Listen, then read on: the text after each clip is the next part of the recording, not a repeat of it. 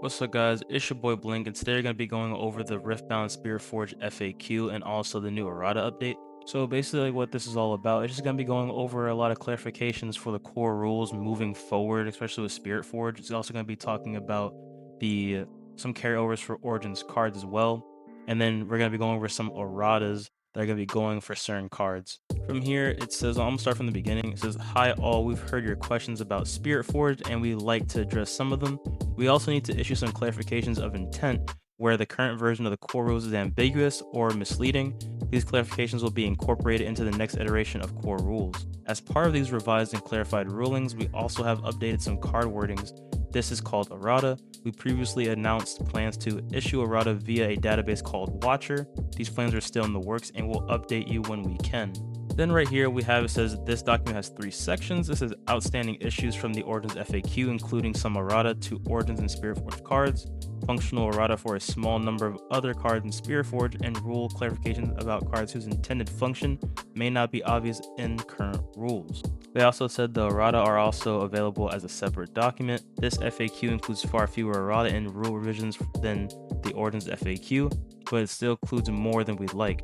The reason for this lies in part with long lead times for physical games. Spiritforged card text was already finalized when many of the rules and templating decisions in the Origins FAQ and errata were made, so this is just catching up. We expect the need for Day Zero errata to continue to decrease as our rules stabilize and our production catches up to the real world. Then it says, "We're well aware that the formatting and cadence of our rules guidance have a room for improvement, and we're committed to making those improvements in the coming months. For now, though, we wanted to get clarifications and errata into players' hands in time for Chinese tournaments with Spiritforged cards," and it says these clarifications take effect immediately. One other note about the errata: as always, errata may impact the effective power level of cards, but we have no plans to issue errata strictly for power level reasons, only to make cards work within the rules and as intended. And then right here they gave us like some shorthand representation with symbols, like just like a little short guide. So like E, for example, means exhaust, and M means might. A, 1 power of any domain. C, 1 power of this card's domain, and so on and so forth. And then we have the Origins FAQ outstanding issues and errata. It says some categories of errata that we made in the Origins FAQ also apply to Spiritforged cards, but weren't made in time to be included in their printed versions. We've also got a few loose ends in Origins to tie up. And then it talks about Falling Star, Icathian Rain, and Deflect, so let's get into it. The Origins FAQ impacted these 2 Origins cards in ways that ultimately went beyond our original intentions for them, and we haven't been happy with the result. We'll turn over the mic to Riftbound Gander Dave Guskin to talk about the 2 prominent Origin cards that are receiving errata. He says, "Hey all, Dave here. As we develop more and more designs that needed to perform effects after initial effect resolved, we added in a new type of trigger called a reflexive trigger. These triggers are the way that a spell or ability can use the information from a first effect and still allow other players to respond not knowing that information before the second effect resolves. We use a straightforward template or formal wording to identify reflexive triggers, the then do this template, and because Icathian Rain and Falling Star were already using a similar template, I ended up pushing forward with the changing those cards to reflexive triggers, even though they didn't have a first effect. Information second effect kind of flow. This was a mistake, and we shouldn't have done this. It has a lot of weird, unintuitive consequences for gameplay that make these 2 cards play different than one might expect, and also worse. For those reasons, we're changing these 2 cards to work the way other spells work and the way we think players want them to work. That is, you pick all the targets up front, the other player can react before any of it resolves, and then each of the units affected take the damage on resolution. You can still choose the same unit or different units for each choice." So what Falling Star and Icathian Rain would do before, I'm going to use Falling Star just as the example. We're just going to keep it down to this card real quick, and then we'll go to Icathian Rain. Falling Star back then, how it would work is when you'd play the card, right, that would start a chain. And then when you would do your first instance of damage, right, we let it resolve for the first time because we played it. The first instance of damage, right, would also start another chain. Then when that resolved, right, you chose that unit, and then when you choose your second unit, or let's say you chose the same one, right, it will start another chain. So that's 3 chains right there. Falling Star is going to be like that now. You choose all your units up front, and let's say you're the opponent, then you have the chance to react to it before all that resolves. Same thing for Icathian Rain, simple as that. Then it says, in addition to these card changes, we have a small rules change to make. We've realized that our design team and rules weren't in agreement about how deflect was supposed to work. In the rules, a target's deflect cost was paid once for each spell or ability. In the designs team playtesting, it was paid once for each time the target was chosen. That misalignment didn't actually matter. Icathian Rain Falling Star had reflexive triggers, so they worked as intended, and there were no other cards that we could find that can choose the same unit multiple times. Now that difference does matter, both because the above errata and the existence of the repeat ability, referring to the repeat keyword, like from Pharaoh Strength or Blood Rush, those kind of cards. And we want the cards to play as the design team intended. To that end, we're taking the unusual step of issuing errata for the rules themselves. So for the new rule for deflect, it says it is functionally short for spells and abilities an opponent controls that choose me cost an amount of power equal to the deflect value more to play as an additional cost for each time they choose me. So dang, I think deflect just got a lot stronger. So if we're playing a Icathian Rain or Falling Star, or if, like I say, if you know much about the Spiritforged cards like Rocket Barrage, which has a choice to do 4 to a unit, 4 damage to a unit, and also has the repeat keyword, like let's say Deadbloom Predator or Ornn, any unit that does the deflect keyword. It can even, let's say Irelia, right? Every time you choose them, meaning I do 2 here, I want to do 2 again, you're paying that deflect cost twice. I choose her again with Icathian Rain, let's say 3 times, you're paying that deflect cost 3 times for Aurelia, and so on for whoever has the deflect cost. So that's all it's saying. Every time you just choose them, simple as that. And then we have cards that tell you to play other cards from your deck. The question was asked, origin cards that instruct players to play cards from their deck, like Promising Future and Blind Fury, received the errata to banish those cards before playing them. Will Spiritforged cards with similar abilities receive similar errata? They said yes, this is mostly a bookkeeping thing. Banishing the card ensures that the game has a place to put the card until it's actually played, and a place to send the card back to if it can't be played for whatever reason. 99% of the time, these cards work the same or without this errata, but we need to cover those weird corner cases. This impacts 3 Spiritforged cards plus 1 Origins card that got past us last time. And they're referring to, for one, it was Rek'Sai's Swarm Queen. It's now when I attack, you may reveal the top 2 cards of your main deck. You may banish one, then play it. If it is a unit, you may play it here, recycle the rest. And then we got Void Borer, which is Rek'Sai's legend card. It says when you conquer, you may exhaust me to reveal the top 2 cards of your main deck. You may banish one, then play it, recycle the rest. And then, it's all just Rek'Sai. And Rek'Sai just got all of that. So it says reveal the top 2 cards of your main deck. You may banish one, then play it, reducing the cost by 2. Draw any you didn't banish. And we lastly have, okay, cool. We have Reinforce, which is an Origins card. It says look at the top 5 cards of your main deck. You may banish a unit from among them, then play it, reducing its cost by 5, recycling the remaining cards. Then for reflexive triggers on Spiritforged cards, the question that was asked was, should the reflexive trigger system introduced in the Origins FAQ apply to any card in Spiritforged? They said yes. This is another one where if you don't know the finer points of the rules, you're probably already playing these cards correctly, but the machinery of the rules requires a slightly different wording than we thought. Reflexive triggers identified by do this language create new chain items to handle things that need to offer players a chance to react, or need to happen later than the rest of the spell or ability. This impacts 2 cards in Spiritforged, both of which let you play something and then try to do something to that thing. You got Arise. Beforehand, it would say play a 2 Might Sand Soldier unit token for each equipment you control, then ready 2 of them. Now it says play a 2 Might Sand Soldier unit token for each equipment you control, then do this, ready up 2 of them. It's, yeah, like there's not really much going on here. Yeah, okay, so and then we got Rel Magnetic with tank, and what it says here, for originally it said when I attack you may play an equipment with energy cost no more than 2 energy, ignoring its cost, and attach it to me. Now what the revised text says is when I attack you may play an equipment with energy cost no more than 2 energy, ignoring its cost. If you do, then do this, attach it to me. Now this one, I ain't gonna lie, so Riftbound I've been enjoying, and I hope y'all been enjoying too. I know, especially what happened recently with the Spiritforged pre-orders, it sucks. But however, like just the gameplay, I hope y'all actually have been enjoying. And I ain't gonna lie, when I saw this card, and I saw give a unit Assault 2, if you notice, it doesn't say this turn.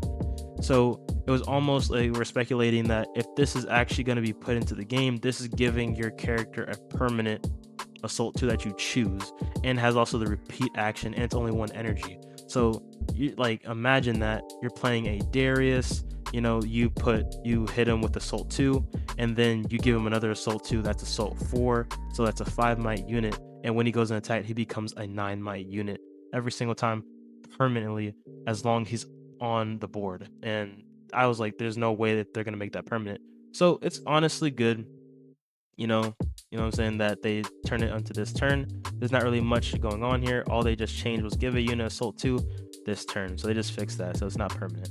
Then we have Death Grip. For the question, it says, is this first friendly unit on Death Grip a cost or a target? When do I kill it, and what happens if I don't? It says Death Grip uses a non-standard wording that we normally avoid precisely because of these ambiguities. We're issuing Errata to bring it more in line with how other cards and abilities work. This errata establishes that 1, the friendly unit is a target, not a cost. Number 2, it is chosen along with the other friendly unit and killed as the spell resolves. 3, if you don't actually kill it for any reason, either because it's no longer a legal target or because you replaced its death with a effect from like Zanya's Hourglass, you do not give the second friendly unit any might. You do still draw 1. We've introduced a paragraph breakdown to make that clear. So for the original, it used to say kill a friendly unit to give plus might equal to its might to another unit this turn, draw 1. Now it says kill a unit. If you do, give plus might equal to its might to another friendly unit this turn, draw 1. So that's how it is right there. And then we have Edge of Night. I played this card many times. I was like trying out on TCG Arena. It's pretty fun, especially when you're playing with Irelia. I haven't really tried on other too many decks, but soon in the future we will. The questions that was asked was, does Edge of Knight's auto attachability work? They said because unintended gear at battlefields are recalled, Edge of Night does a strange little dance on its way to becoming attached, returning to your base while its ability is on the chain. And because of that dance, it's no longer here. When the attachment is supposed to happen, we need to change its wording so it can still find the unit you chose. But we don't want any confusion here. The card works exactly the same as it did before. The hidden rules still require that you choose a unit at the battlefield where you played it from face down. For that reason, we've included a reminder text in the errata. So all they really did was they, changed here and they put it between parentheses. So yeah, okay, we're going to the next one. Then we have Janus Savior.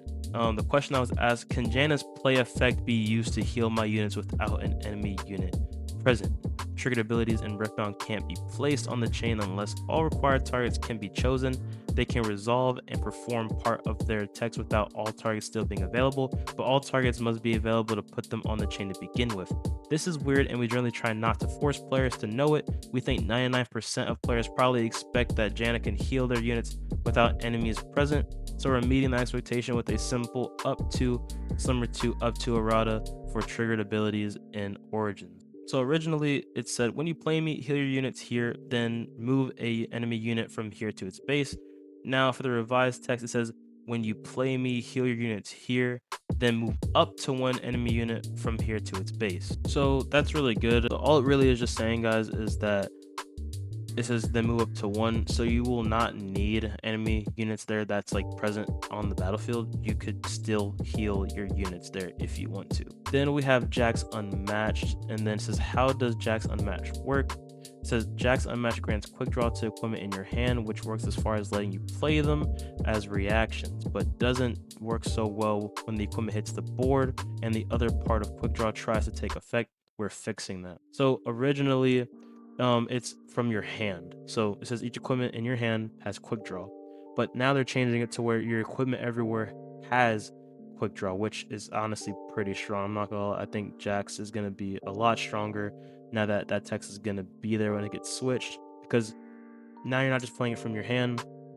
It can be now in base, and he'll still have that access, and that'll help you a lot. So the thing, let's say you have no equipment in your hand, but all their equipment, because you laid all that down on the in the base, that's gonna help you a whole lot. So that's pretty good. And then we have Kato the Arm. The question that was asked was, can Kato the Arm give himself his own might and keywords? And it goes by saying, friendly unit does properly include Kato himself, but that wasn't the intent behind this card. Kato can't throw himself after all. It was a simple goof that Kato made it out the door without the word another, and the gameplay is so divergent from the design intent that we're changing it to fix this error. So originally it would say, when I move to a battlefield, give a friendly unit my keywords and plus my equal to my might this turn. Now it's saying, when I move to a battlefield, give another unit my keywords and might equal to my might this turn. So that'll prevent any confusion of thinking like, oh yeah, can I give Kato the same thing? You know, like, can I apply it to him instead of something? But no, it's going to be another friendly unit. So there you go. The next question says, does Kato give keywords he gained during play? What about might bonuses from various sources like equipment? They said yes. Kato gives his current keywords an additional might equal to his current might to the unit you choose. Later changes to Kato don't matter.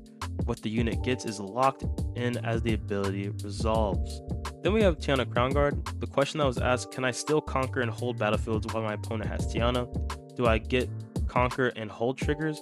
What about drawing a card instead of getting the 8th point from conquering? Riot replies, Riftbound rules and card text use the word score in a couple of different ways. You can score battlefields, you can also score points. As on cards like Tryndamere, Barbarian, the difference between these two is usually clear, but Tiana muddles them more than we anticipated. Tiana is solely concerned with points and doesn't interfere with process of conquering or holding battlefields. You can still conquer and hold battlefields and get your conquer and hold triggers. You can even draw a card if you conquer a battlefield and can't score because it's the final point and you haven't scored every battlefield yet. It's not until you reach your score pad app or tracking die that Tiana says no. The gain points meaning of score is underdeveloped in the current rules, so in the future we are likely to revisit the rules and or card wordings for scoring points without scoring battlefields. For now, we're issuing Errata to make Tiana's function clear and leaving the rest unchanged. So what they're going with now, it's saying while I'm at a battlefield, opponents can't gain points. So if you were, let's say we're on our 7th point, right? You could still conquer that battlefield and you could still draw one. There's nothing wrong with that. But either way, you would still have to go to the other, battlefield and conquer and stop her. So for our next question, it's, does Forgotten Monument work the same as Tiana? Will it receive a similar errata?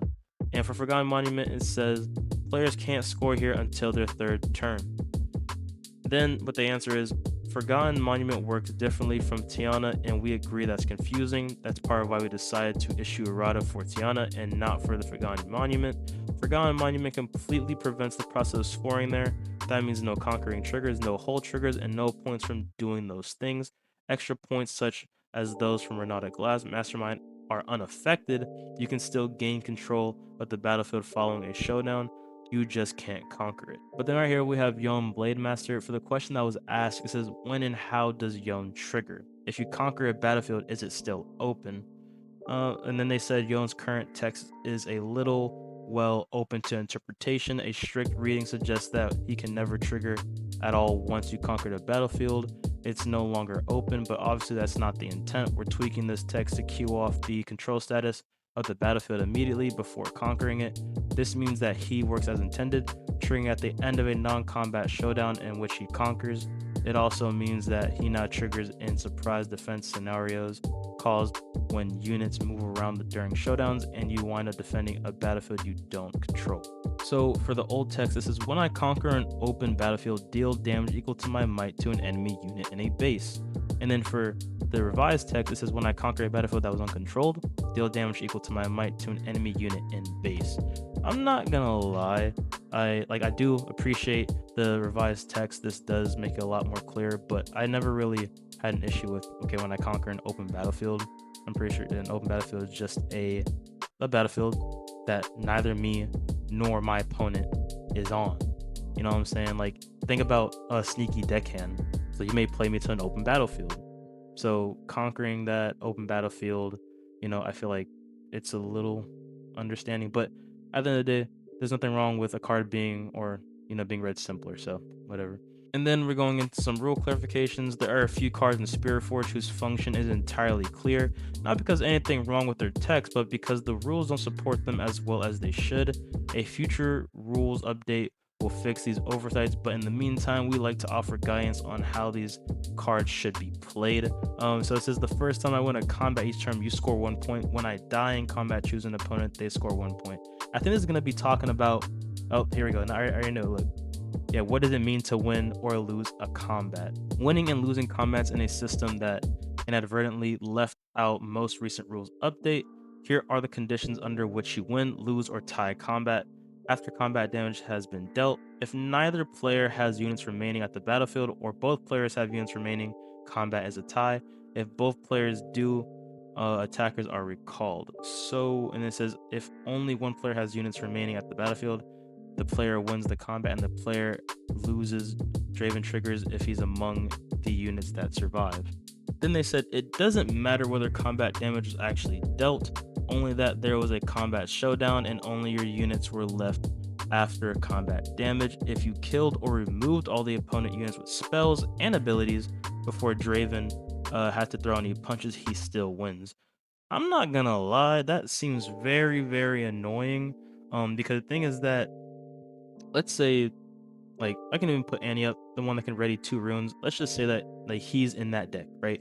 You play him to a battlefield that you're either defending or attacking, right? I have 2 runes at the ready, right? I fight or flight you. Draven's my card, I fight or flight you.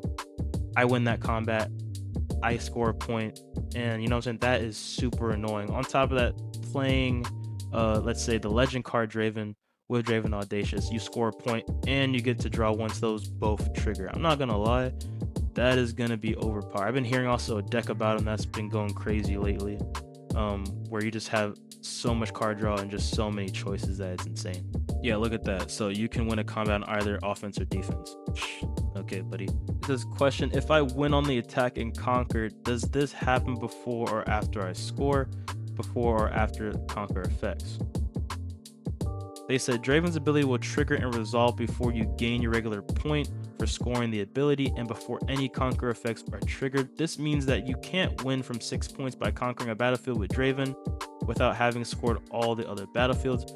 You gain your point from Draven, then the game will see that as your 7 points and give you a card draw instead of a point for conquering. Okay, so that's fair. I was about to say, imagine, I was playing a TCG arena game and that happened to me. He was at 6, went to 7, and then got the 8th point like that. So I'm so glad. So I technically didn't lose that game. So all it's saying now, guys, let me get back on track, is that if Draven Audacious is at 6 points, right?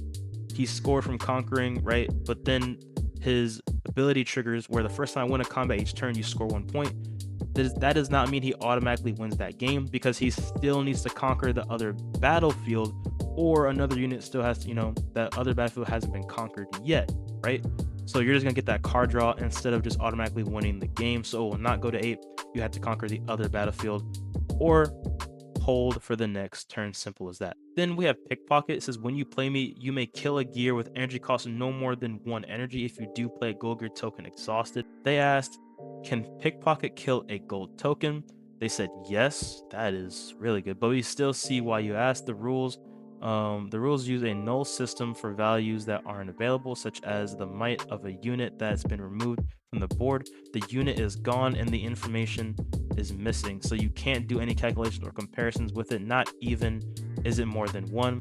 That system could reasonably be applied to cost of tokens, but we feel that results in unintuitive situations like not being able to kill a gold token with Pickpocket. After all, the token's not missing, it just doesn't have a cost because it doesn't need one. We'll be updating the rules to clarify that cost of the token can be treated as 0 for all purposes. And then we got Rumble Hot-Headed. So here it says your mechs each have assault. When I conquer, you may recycle another friendly unit to play a mech from your trash. Reduce its energy cost by the might of the unit you recycled.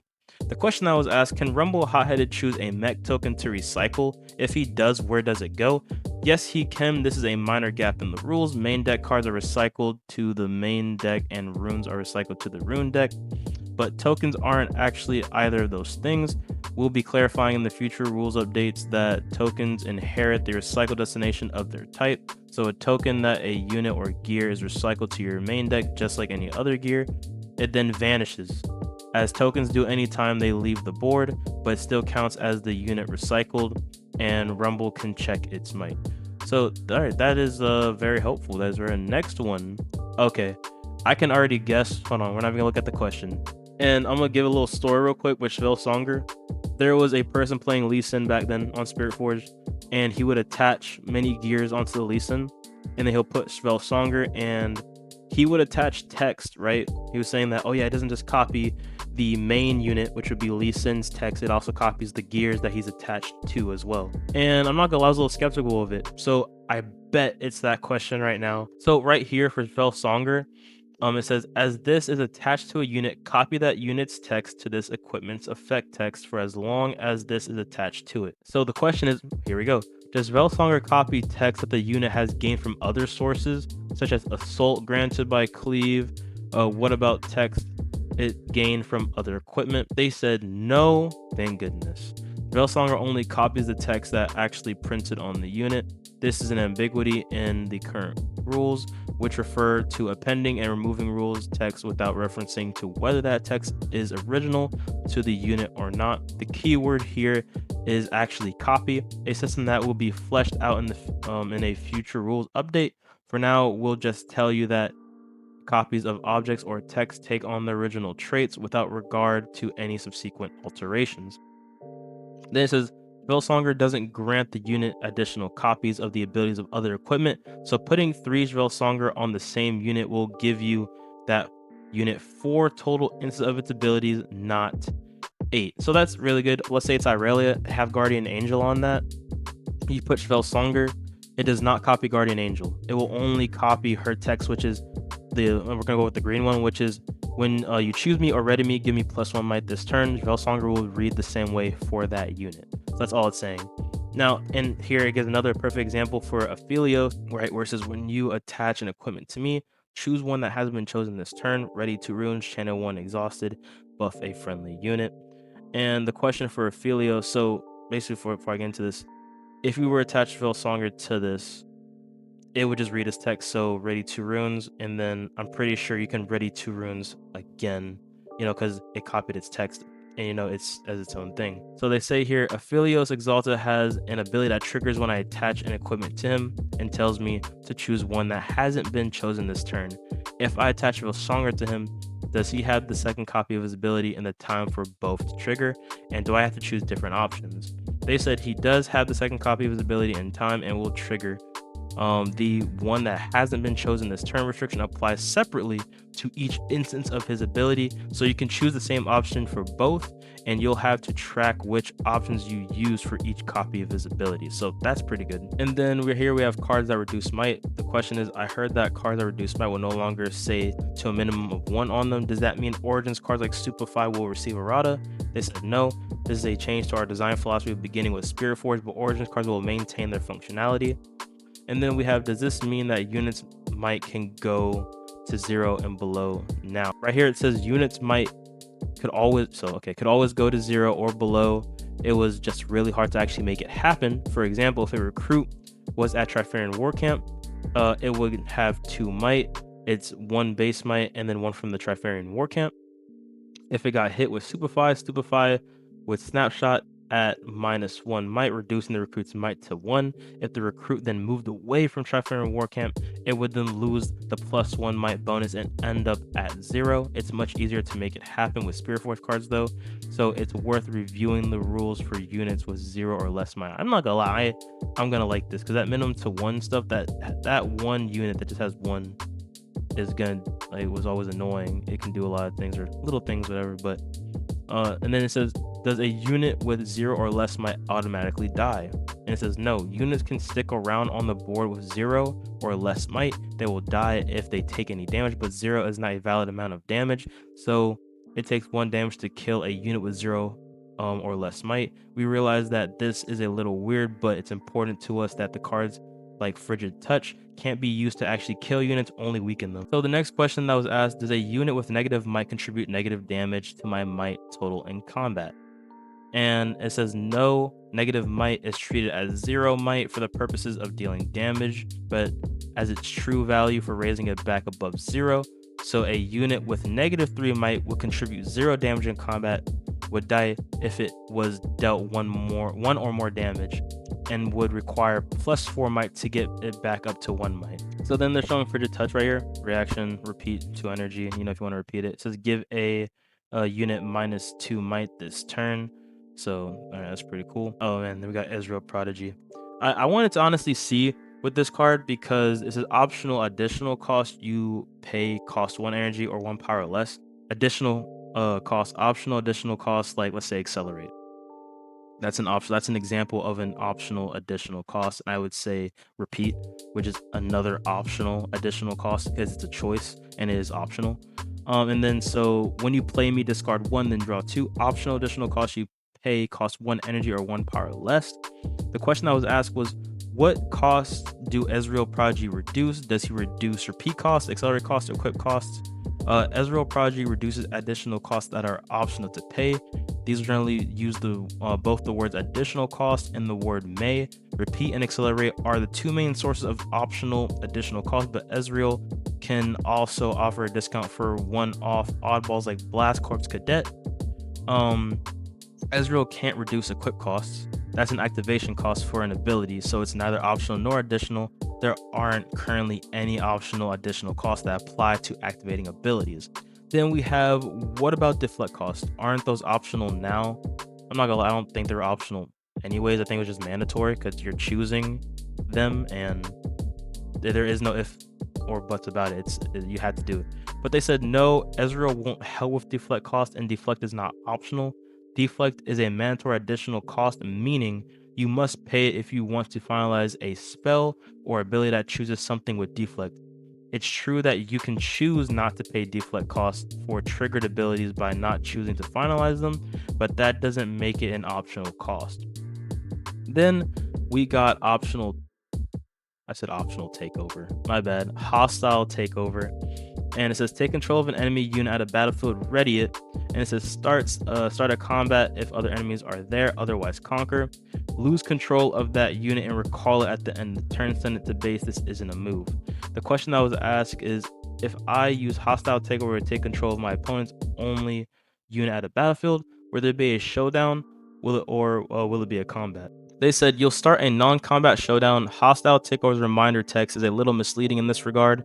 You have to have some kind of showdown before you can conquer. This ruling applies anytime you have a unit at a battlefield when your opponent still controls that battlefield but doesn't have any units there.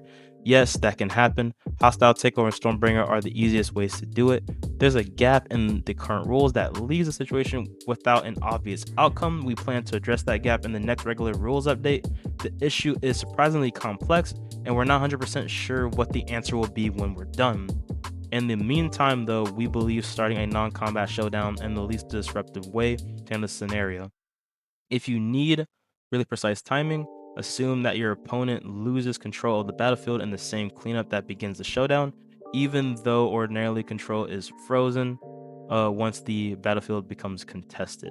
Then they show Find Your Center, which if you don't know, it's an origin card. We got newcomers, you don't know.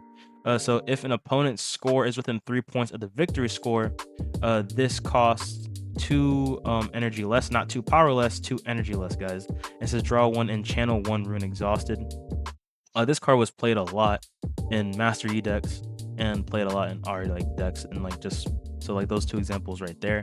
The question that was asked was, what parts of a spell does the repeat ability cost to repeat?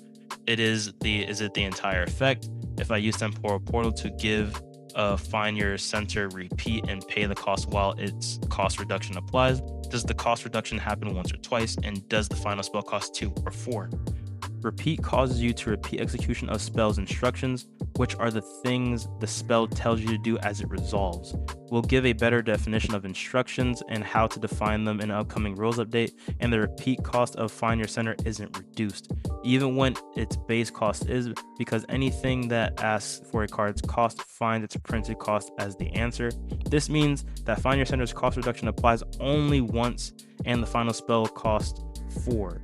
Its base cost of 3 plus the repeat cost of 3 minus its cost reduction of 2. So, okay. And then cards with Weapon Master, which is the final question that we got. It says the reminder text of Weapon Master says you may, but the core rules reads it like it's mandatory. Which is it? They said, oh, sharp catch, Weapon Master as a keyword is always meant to be optional.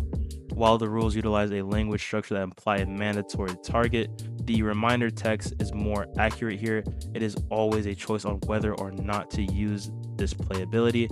We'll clean up that language in time in the future. So yeah, guys, I'm glad they clarified that, and then also the erratas that came were very helpful. I'm glad actually Blood Rush got this turn, because playing against that will be super overpowered, giving permanent assault 2 to especially an enemy. Like, imagine giving that to Volley Bear, the red one, obviously, giving that to Darius, or shoot, like that would be super annoying. And then I'm glad they cleared the whole thing out with Draven Audacious, where it's like, what does win a combat mean? So that's actually pretty good as well. So like I said, if you don't remember winning a combat, it's like you can use a spell. Like if we're both trying to take a battlefield that is contested, so you as the opponent and I push into you, and let's say you fight or flight me off of that, you win that. So you can use a spell as well. If you kill me there, you win that. If it's a tie, it's not a win at all. If you try to conquer a battlefield that neither you nor your opponent control, that's not a win. You're just conquering the battlefield. If you like this video, leave a like and subscribe. I'll be sure to make very more, and peace.